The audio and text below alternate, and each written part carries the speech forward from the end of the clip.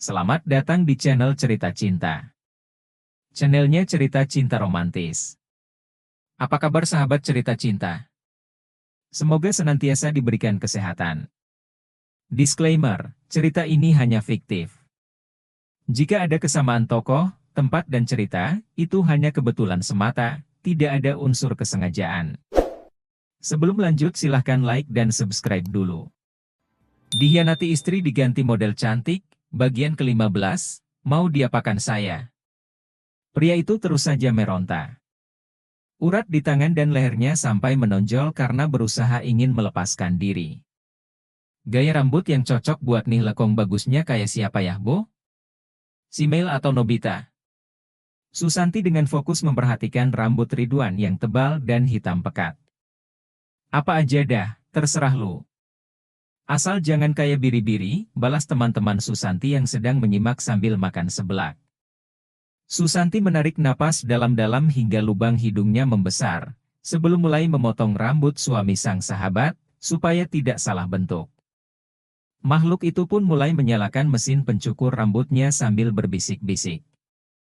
Maafkan Aik Yahrin. Lakiu mau Aik aniaya dulu sejenak. Indang demiu. Rambut Ridwan sedikit ditipiskan, lalu dinaikkan ke atas supaya terlihat lebih muda dari umurnya yang sekarang. Wajah pria itu pun juga dicuci supaya tidak kusam. Kepala Ridwan kemudian diarahkan ke cermin besar di hadapannya oleh makhluk itu. Lihat Chin, Yu itu ganteng kalau diurus seperti Indang. Zaman now, lekong juga butuh perawatan. Tidak perlu perawatan mehong nek, biasa aja yang penting kulit Yu bersih and sehat. Iya, tapi apose, potong Susanti. Istri Yu itu model yang lagi naik daun dan terkenal. Jadi, Yu harus bisa menyeimbangkan penampilan Yu dengan DC. Aik tahu, Karina menerima Yu apa adanya. Tapi, Yu tidak mau, kan, membuat Karina malu? Ridwan seperti biasa hanya diam malas berdebat dengan siapapun. Ia menurut saja selama itu bisa membuat sang istri bahagia. Ridwan ikhlas dipermak habis-habisan oleh Susanto keceplosan Susanti. Teman Karina yang lain lalu memberikan setelan jas hitam beserta kemeja hitam dan sepatu dengan warna yang senada. Mereka tersenyum puas melihat perubahan penampilan pria itu. Setelah selesai, Susanti dan yang lainnya pun langsung ke tempat acara fashion show. Jantung pria itu berdetak tidak karuan. Ia terus saja mengusap keringat yang membanjiri keningnya dengan tangan dan tiba-tiba digertak oleh Susanti. Pakai tisu Chin, jangan pakai tangan. Hei, ayo cepat, Karina udah naik ke panggung tuh, seru salah satu teman dari wanita itu. Ridwan langsung ditarik dan disuruh berjalan di belakang istrinya. Namun, pria itu malah diam membatu dengan kaki yang bergetar hebat dan keringat semakin deras menyerbu kening. Susanti lalu membuka sepatu hak tingginya dan diacungkan ke arah Ridwan. Ayo, cus jalan. Kalau tidak, pantat Yu Aik lempar pakai sepatu Aik. Kaki kurus namun kokoh milik pria bermata sayup itu melangkah bergetar di atas panggung catwalk, yang biasa ditapaki oleh para model termasuk sang istri. Tangan pria tersebut memegang buket bunga mawar putih dengan hati yang berdebar. Keringat dingin sebesar bakso ikan pun tak henti-henti keluar dari pori-pori kulitnya. Sesekali, Ridwan melirik ke belakang karena ingin kabur, tetapi melihat Susanti yang sedang melotot dengan lubang hidung yang membesar, niatnya pun menjadi urung. Semua tamu yang hadir menonton fashion show tersebut bersorak dan bertepuk tangan sambil terus memotret Karina, yang tubuhnya dibalut oleh baju terusan berwarna silver. Kehebohan mereka seketika berhenti saat melihat suami Karina muncul di belakang model idola mereka. Pria itu mencoba mengatur napas supaya tidak merasa tegang. Ridwan menegakkan tubuh kurusnya dan berjalan dengan penuh percaya diri. Namun, tetap saja jantungnya berdegup kencang hingga dada pria itu seketika merasa sesak. Saat Karina berbalik, ia langsung berhenti berjalan karena terkejut mendapati pria yang sekarang menjadi suaminya itu, berdiri di hadapannya sambil membawa bunga. Karina langsung menghampiri Ridwan seraya merentangkan kedua tangan sambil menyunggingkan senyum di kedua ujung bibir, lalu memeluknya dengan erat sambil berbisik di telinga sang suami. "Kenapa gaya rambutnya seperti Naruto?" Bukannya menjawab, pria itu malah menggulung senyum karena ia sendiri geli dengan gaya rambut tersebut. Ketegangan yang dirasakan Ridwan seketika menghilang saat sang istri memeluknya. Aroma tubuh Karina yang terhirup oleh Ridwan membuatnya menjadi tenang dan nyaman. Sementara itu, Fani malah langsung memalingkan wajah enggan melihat pemandangan yang menjadikan hatinya seakan terbakar. Ia pun kemudian pergi dari tempat itu, tanpa pamit kepada Kevin. Atas usulan dari teman-temannya, Karina pun membeberkan identitas Ridwan, yang akhir-akhir ini diperbincangkan oleh banyak orang. Karina mengakui, kalau Haris membatalkan pernikahan dan pria yang sekarang menjadi suaminya itu adalah pilihan sang ibu, untuk menggantikan posisi Haris. Saat ditanya, kenapa langsung mau menerima pria itu menjadi suaminya? Wanita itu pun dengan tenang menjawab, "Saya belum bisa, bahkan tidak akan pernah bisa membalas budi kepada ibu saya, yang sudah melahirkan, merawat, dan membesarkan saya hingga seperti sekarang ini. Jadi, paling tidak saya menuruti permintaan beliau, karena tidak ada seorang ibu yang akan menjatuhkan anaknya sendiri. Apapun yang ibu saya pilihkan untuk saya, itu pasti yang terbaik." Pernyataan Karina itu berhasil membuat Bu Mila menangis terseduh-terseduh. Ia tidak menyangka, anak yang menurutnya manja dan keras kepala itu bisa berpikir demikian. Ternyata, sang anak paham bahwa semua yang ia lakukan hanya demi kebaikannya. "Cin, gimana penampilan lakiu? Cuco bingo, kan?" Susanti dan teman-temannya yang lain menghampiri Karina yang akan masuk ke mobil bersiap untuk pulang. "Itu berkat kita Rin," cetus ketiga teman Karina yang langsung disambar oleh Susanti. "Halo. Berkat kalian? Yuk bertiga cumse nyimak sambil makan seblak.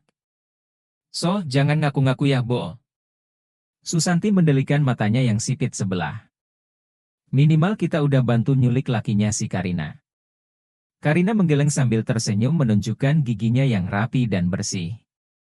Iya, pokoknya terima kasih deh, untuk kalian semua. Sampai jumpa besok ya."